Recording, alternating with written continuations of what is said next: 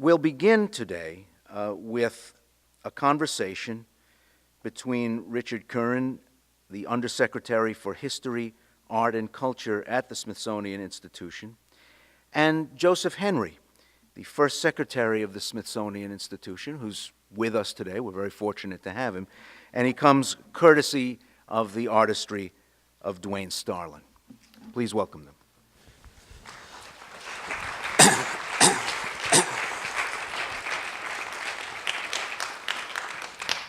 Thank you, Ray. Thank you, Tim. It's great to be here this morning and great to welcome you all to the Smithsonian National Museum of American Indian. I'm about to bring on to stage Joseph Henry. For those of you who don't know Joseph Henry, he was the first Secretary of the Smithsonian, born 1797, upstate New York. Wanted to be an actor at one time. But was really self-taught, then wanted to become an engineer, did experiments in electromagnetism, actually helped develop the relays, the electromagnetic relays that led to Morse developing successfully the telegraph.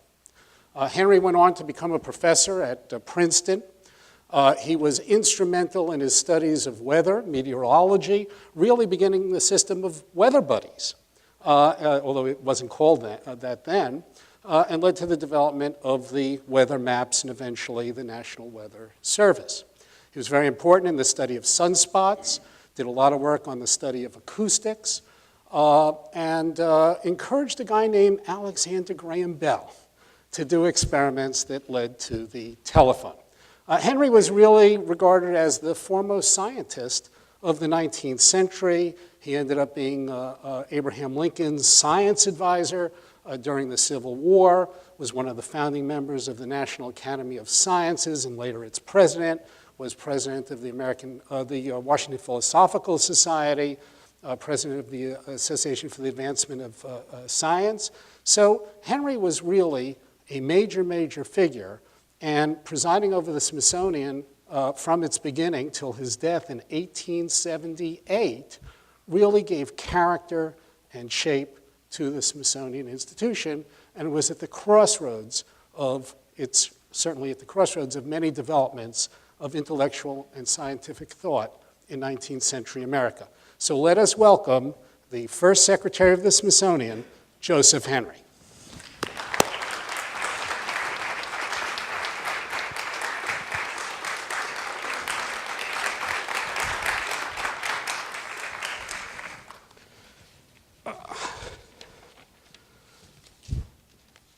Well, a big welcome to you, Secretary Henry. Thank you for joining us today. Well, thank you very much, Dr. Kurin. That was a very complimentary introduction. I appreciate that a great deal. I also enjoyed Mr. Suarez's remarks. Some very interesting points came to be. Well, today I want to ask you about some of those questions. You were the key interpreter of James Smithson's will. James Smithson, who left his money, bequested his fortune to the United States for an institution for the increase and diffusion of knowledge. But Smithson really left no instructions directly on what the subject matter would be, particularly with regard to questions of human culture, of race, of things like that. So why did you think, or did you think it appropriate for the Smithsonian to get into the study and the understanding of issues of history, ethnology, race, and so on? Well, first of all, Mr. Smithson, as everyone should be aware, had never visited the United States and merely, as you said, left the bulk of his estate with one reservation. He had a nephew that had to pass away first without any prodigy. And kind of fortunate he did. For the United States, absolutely. But those simple phrase gave me and has given many people a great deal of concern. What does it mean to increase and diffuse knowledge? That was one of my first tasks when I accepted the office in 1846, was to set down what I referred to as a programme d'organisation, an organization program setting forth what I felt was important. And my statement was that we should stimulate all branches of knowledge. Regardless of how minuscule they may be, we should not really have any deference to one thing over the other, that everything should be part of the study that we go along with. One never knows when this knowledge will come to fruition and will become, shall we say, useful to everyone else. Well, in those early days, I mean, you did specify the idea of the importance of studying the history of American Indians, and you really did sponsor and encourage a lot of early work. Can you tell us about the work the Smithsonian did with regard to the native or indigenous people of North America, as you phrased it? The American Indian had and has a remarkable culture. And as you indicated, it was a consideration of the Smithsonian from early on. As early as 1951, we were encouraging studies of the American Indian. And one of our concerns was that the American Indian, as far as the population and as well as the culture, was literally dying out. And we felt an urge and a necessity to study this culture, to study the people before it was too late, before they no longer were able to be consulted. How many times have we thought about ancestors or about individuals from the past? What was it like? Why didn't I ask them the questions at the time that they were alive, whereas you have to go out and do so afterwards? And I've always said that the highest enjoyment vouchsafed to man in this life is the discovery of new truths. And this is what we're looking toward and when we're looking toward at the time. And as I said, again, quite early on, our first annual report, which was part of my program, was to every year publish information that showed the results of our studies. And our very, very first report was entitled Ancient Monuments of the Mississippi Valley. And it was about the mounds left by the American Indian cultures at the time. We were quite interested in it. And we did also a great deal to make America aware of the image through actual portraits. We commissioned individuals such as Charles Bird King and John Mix Stanley and George Catlin to record not just the physical appearance of the American Indian, but their lifestyle.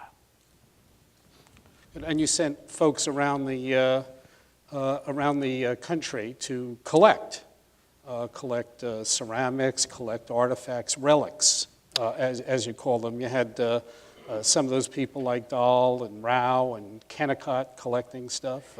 Yes, we had a lot of those young naturalists. In fact, we housed them at the Smithsonian Institution. We permitted them to live with us when they were, quote, in town here at the capital city. That enabled them to work on their collections. Collecting is done in many parts. There is the physical act of actually gathering, but then you bring your harvest back, and then you have to classify it and categorize it and so forth. And yes, we did encourage people. I remember the young Mr. Kennicott, who unfortunately passed away in Alaska, I believe, but he was with us for many years, was part of what we called the Megatherium Society. And you sponsored research like early anthropologists like Lewis Henry Morgan. Correct. What was the goal of those kind of studies? I mean, were you looking at the origins of languages, the origins of American Indians? I mean, what was the goal of this research program? All of it was actually apparent. Language was considered to be quite important, the linguistic basis for it. I had encouraged several individuals, if they could create some sort of almost a dictionary or a chart of the commonality of the spoken word of the American Union in order for us to really understand what was going forth. And of course, all through that time, we became well aware of the evolutionary considerations, and even before Mr. Darwin, we were concerning ourselves with how they evolved, as you indicated, from where they originated and what they did once they were here. Well, tell me, because in those early years before Darwin, and I know we're talking in 1878 at the end of your career, but before Darwin, obviously the issue of race was heavy on the minds of Americans, and thinking about the origins of different people that Americans and Europeans and others were coming into contact with. So what was your thinking, or what were the thinking of American scientists at the time that you're Secretary of the Smithsonian? How do we place, how do we classify, how do we think of people? What were you wrestling with, or what were the people around? You had Louis Agassiz on your regents at one Right, point, he yeah? was on the Board of Regents, and of course he was an advocate of pluralism.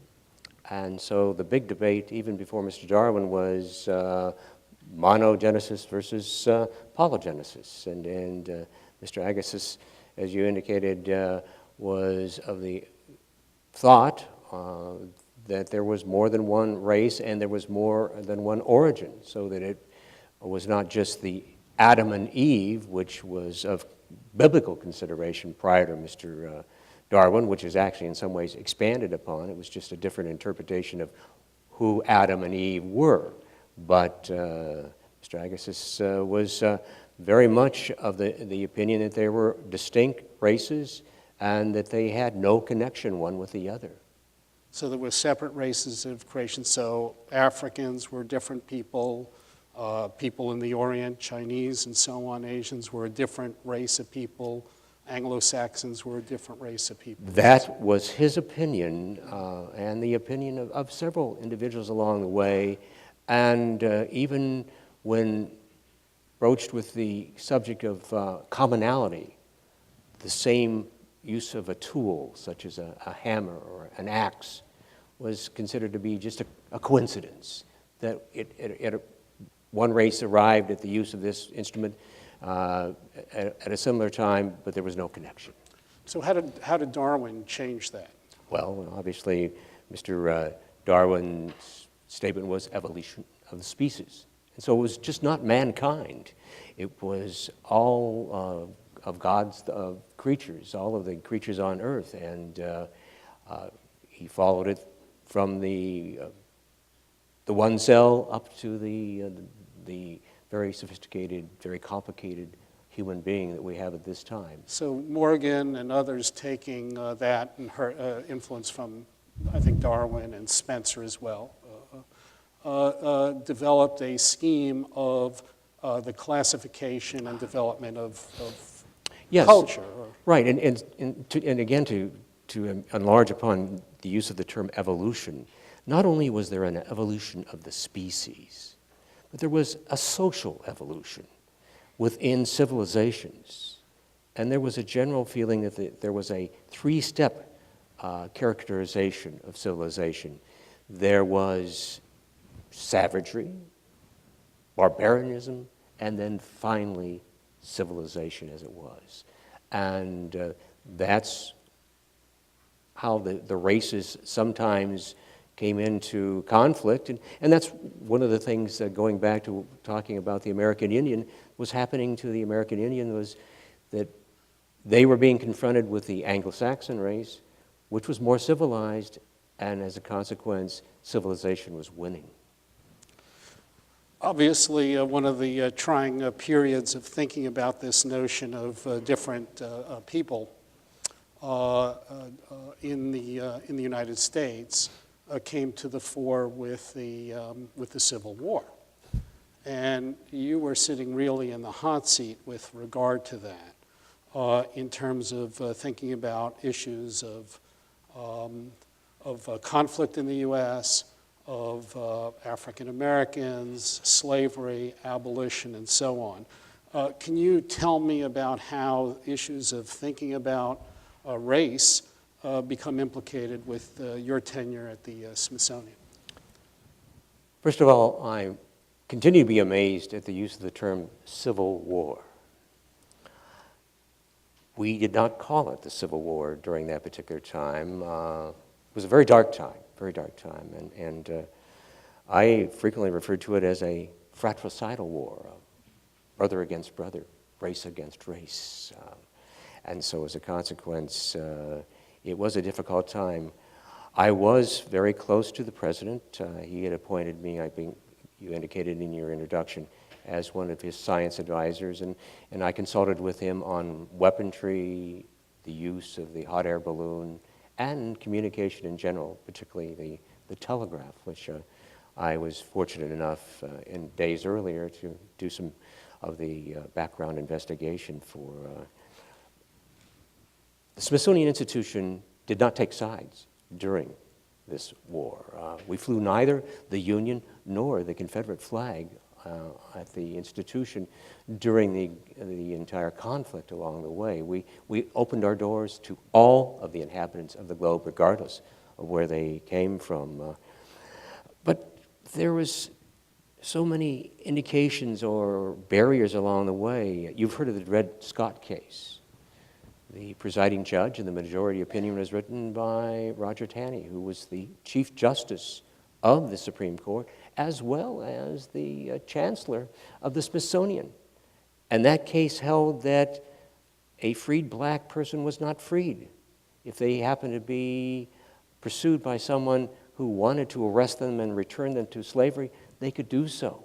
So these were the incidents that we were going through at that time. And in addition, as I said, the dark times financially and uncertainty. We had no idea what was going to happen. The southern states withdrew their support, including of the Smithsonian. We had invested in state bonds of such states as Virginia and Georgia, and they defaulted on them. And as a consequence, we were unable to meet some of our financial obligations. I remember writing my brother-in-law, Mr. Alexander, stating that if things were not resolved quickly, I would be forced to either charge admission to the Smithsonian or perhaps dismiss some of our employees and go with contract labor in order to make up the shortfall. So very dark times. And again, I was of mixed emotions because the president of the Confederacy was Jefferson Davis, who was a border regent when he was Secretary of War under Franklin Pierce.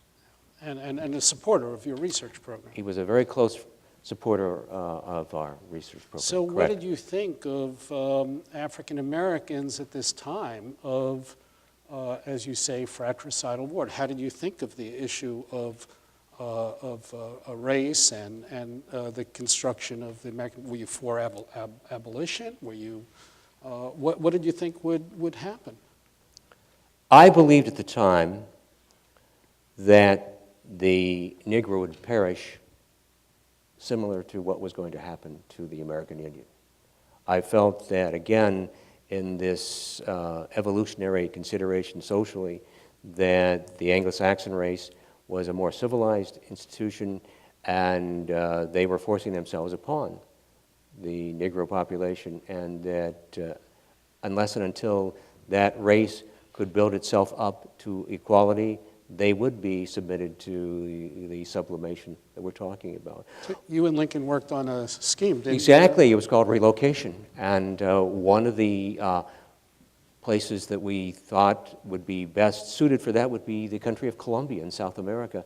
They had a rather ample supply of coal, and it was hoped that, I believe a term that's used, that the Negro could be repatriated to Colombia and actually start the mining of this coal, and this would give them the financial basis to become a higher civilization. However, I had to reject that plan and made that recommendation to President Lincoln because the coal was not of such nature or composition that it would be adequate to be exported. And then people would basically go back to Africa, to Liberia. That was the then end. the subsequent statement was to send the freed slaves back to Africa where they would assimilate themselves into that population. I want to ask you about a series during the, in late 1861 and through the spring of 1862, or through the winter as well, early months of 1862, the Washington Lecturer Association came to you.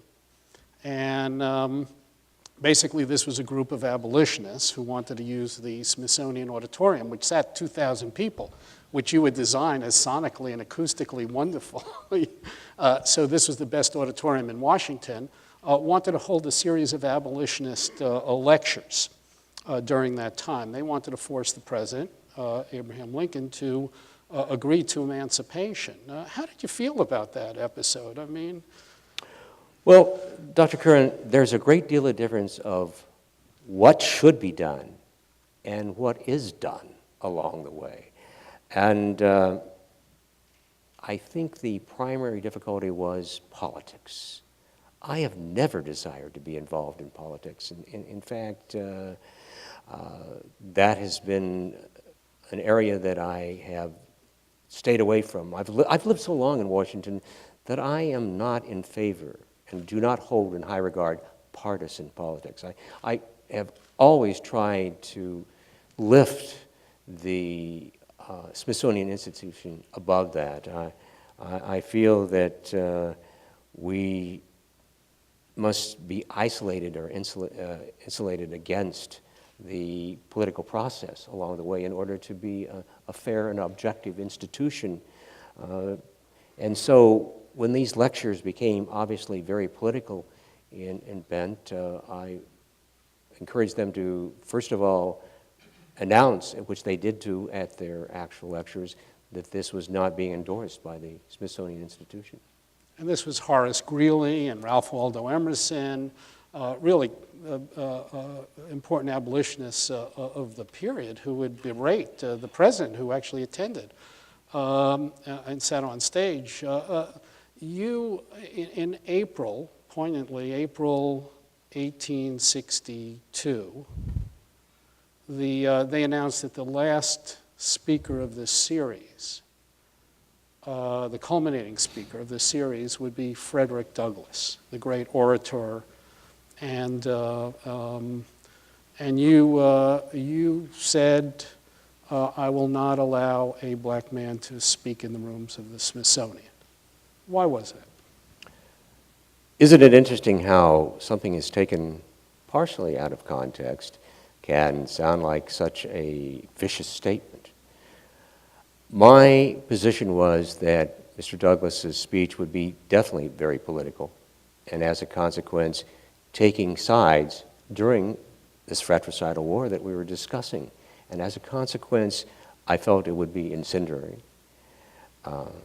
And there's some irony there that I'm sure you're aware of, because speaking of incendiary, less than 3 years later, that auditorium was demolished by a tremendous fire in January of 1865. I guess, you know, it strikes me as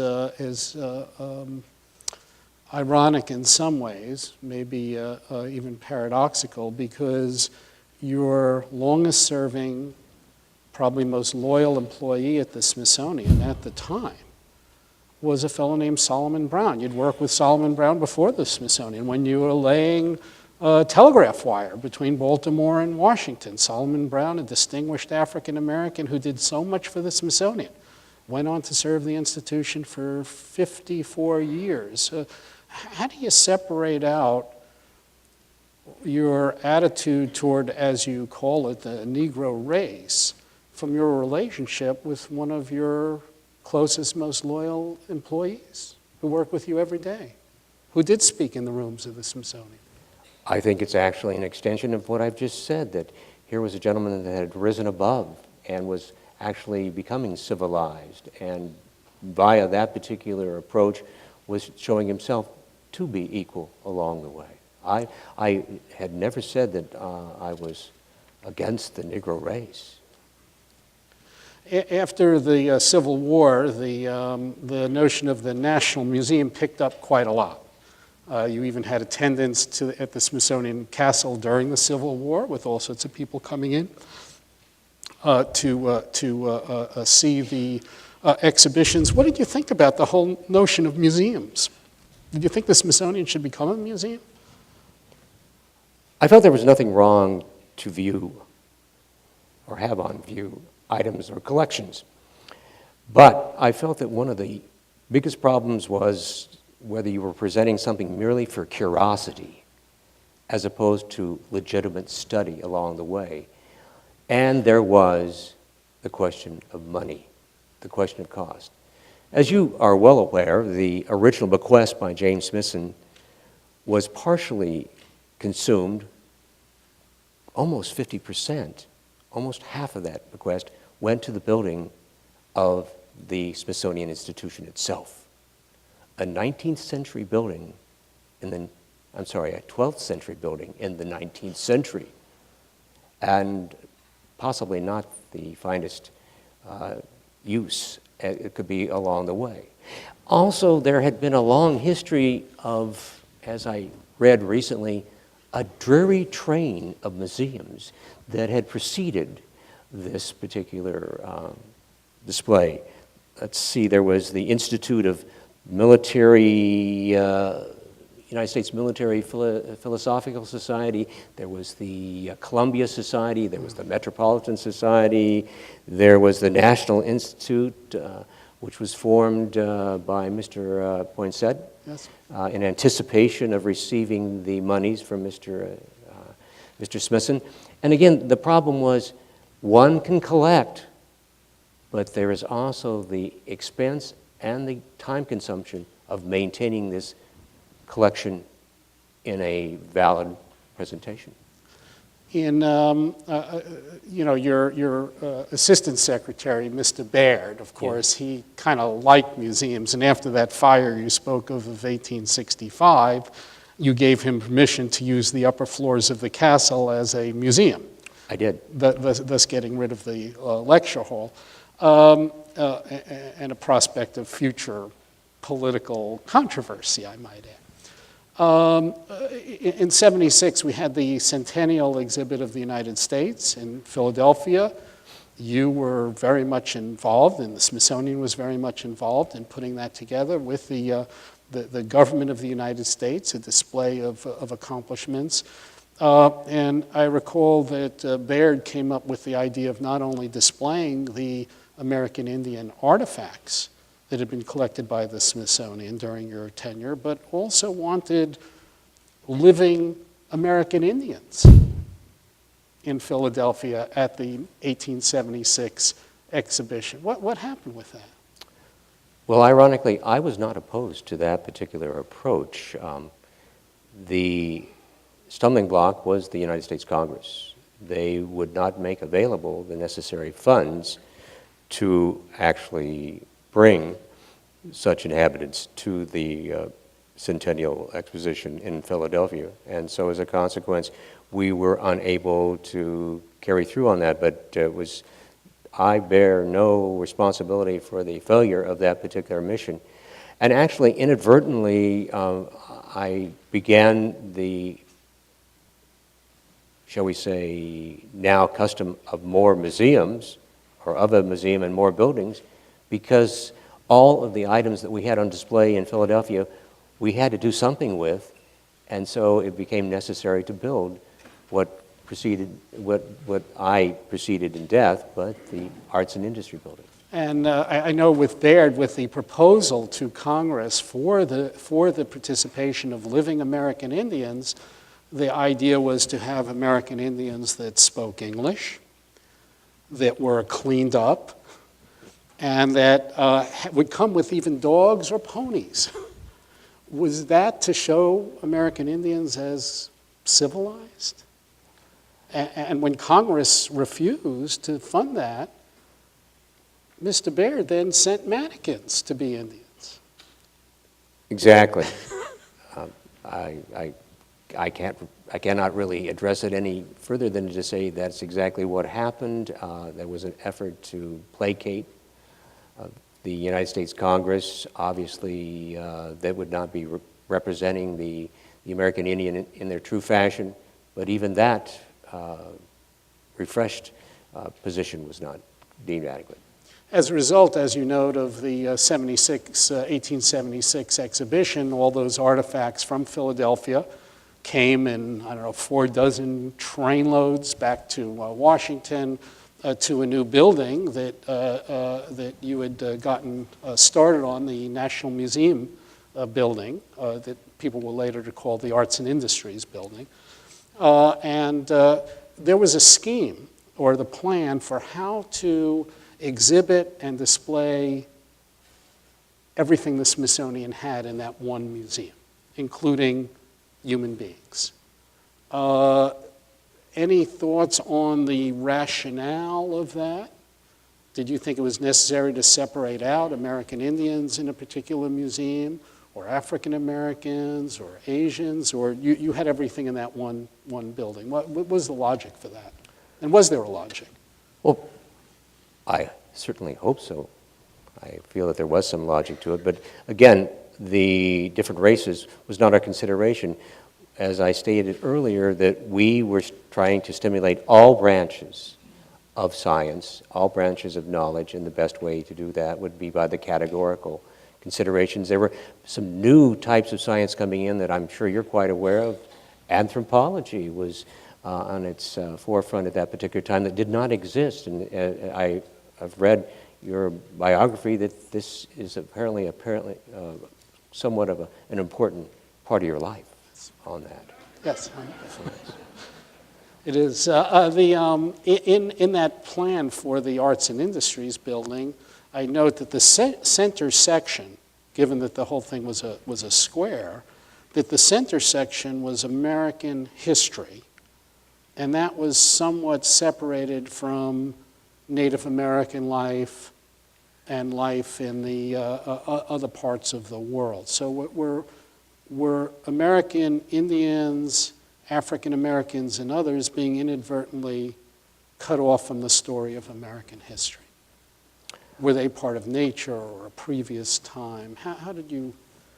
Again, the Anglo-Saxon race was the predominant race at the time, but there was no suggestion that we were eliminating anything else. It was just a matter of what was happening. And I believe that actually that's continued on through the years. After the Arts and Industry building, what was the next building that was built, sir? Well, the National Museum across the way. Yes, right. So I see nothing that would be different in that consideration. The one thing that I would like to caution, and I feel like possibly we're coming to a close here, is to rush into construction of many different institutions. I think one of the terms is brick and mortar. If you have more brick and mortar buildings, because as always happens, there frequently is a new concept right around the corner that may be better. And someone has advised me that certain experiments that I did in the 19th century, electromagnetism, have possibly begat something called the web. And I understand that the web, in many ways, is yet another building. And it has the need for all of the supervision and expenses that would go along with a physical building such as this, employees, and so on. Well, I think you'd enjoy, as someone who developed the telegraph, I think you'd really enjoy the web and the BlackBerry and other devices today. Professor Henry, thank you very much for a very engaging conversation, and we appreciate you coming here from across the century. Thank you very much. I thank you. I really want to say that I would like to have you all realize that the Smithsonian is not for just a day. We have designed it to endure for as long as our government shall exist. Thank you, Dr. Kurin. Thank you.